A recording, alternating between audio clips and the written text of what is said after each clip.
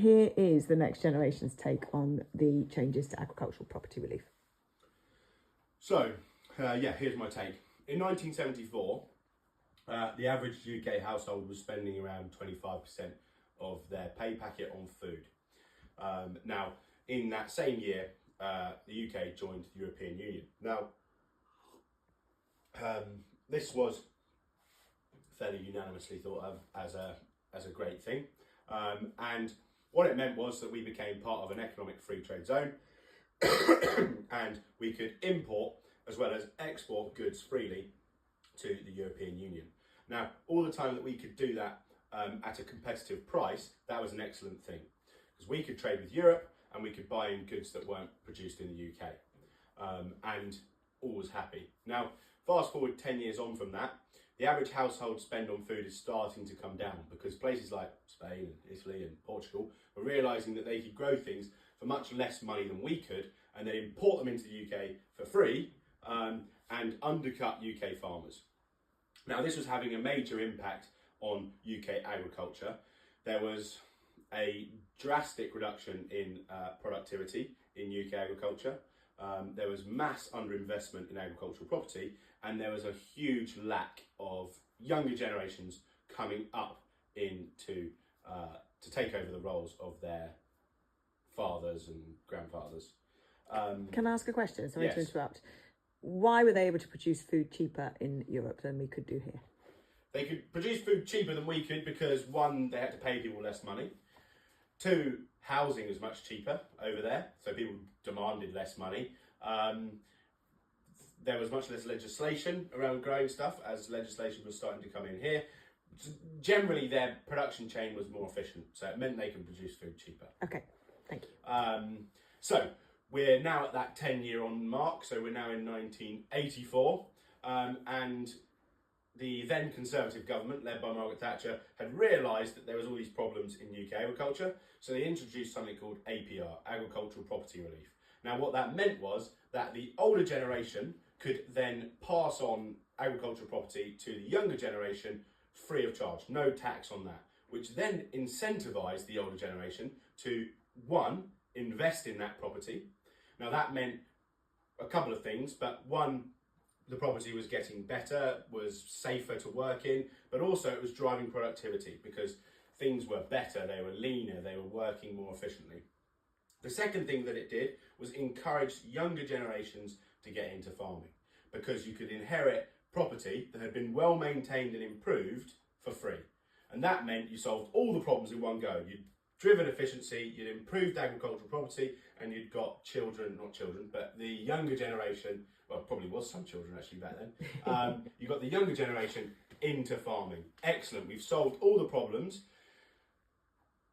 but then we're still importing goods for really cheap. And what happened over the, how long is that, 30, 40 years since then, was that UK produced food stopped being the food that people bought on a day-to-day basis and was becoming more of a premium product. If you look in the supermarkets now, you can see a big Union Jack on the stuff that's produced in the UK. And that's kind of becoming a premium product, which means that less of that money people are spending on food is going into the UK farmer's pocket and more is going into the European pocket. Now, we have left the EU, for better or for worse, but those imports are still coming and they're still far cheaper than food grown in the UK. Plus, on top of that, we have also seen a massive reduction in the amount of household spend on food. So back in the 70s, we were talking about around 25%. Probably in the mid-80s, we're talking around 20, 18%. Now we're at less than 13%.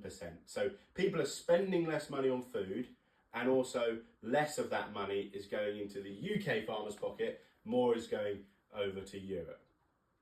So it's pretty tough times for UK farming. We're not getting as much money, everything's more expensive, and people aren't buying our produce. So when something like this reform into agricultural property relief comes in, where now we also don't get the tax relief on the property, just like anyone else who owns a business, because there's also business property relief, I think we need to make it clear that it's not just farmers that get this. If a doctor or a nurse was to own their own surgery, if they were to go out and take the risk and buy some land, build a surgery, and run a business in there, and pass that on to their children, they wanted to carry it on, they would also have got property relief. That's what business property relief is for. So it's not just farmers getting this. But now you've taken that away, the farmers still aren't earning enough money. They're still being undercut by European imported produce. But then they also now don't have an incentive to invest in property. They don't have an incentive to drive productivity. And the younger generations will get taxed if they want to become a farmer. So what you've done is you've caused this mass cascade in issues of all of these things adding up to cause one major problem, and this is what farmers are cross with. They aren't making enough money. Everyone is happy to pay tax on profits. If we were to be taxed on profits, happy days. But the government has realised that if they were to tax farmers on profits, they'd probably be having to bail them out a lot. So they don't want to do that. What they want to do instead is tax the property that we need to use to make food. And that, in my opinion, is unacceptable. It causes a risk to food security in the country. It causes a risk to the countryside. If farmers aren't incentivised to invest in drainage, in ditches, in buildings, it will go to rack and ruin, and land will become just swamps and quagmires, which nobody wants. And unless you're doing a lovely rewilding project, but you don't want it in even your in back. a rewilding project, you have to have land management. Yeah, that's true. And that has to be done by a farmer. And the only way that these rewilding projects work are by companies either farming produce to sell or by farming people, by getting people in Tourists. and showing them what they're doing. Yeah, but not actually farming people, tourists. Yeah, that is people farming. Yeah. So, from a younger generation's point of view, why would I go into farming? I'm not going to be able to inherit a viable business because 20% of it's going to be taken away. My parents aren't going to be incentivised to invest in the property because they know that any money they put in that property is just going to be taxed away. And then also all of the land I'm inheriting is becoming less and less productive because that it's had significant lack of investment. Plus, we don't make any money out of the food that we grow. So why would we do it? I might as well go and become an Accountant? accountant or a politician maybe.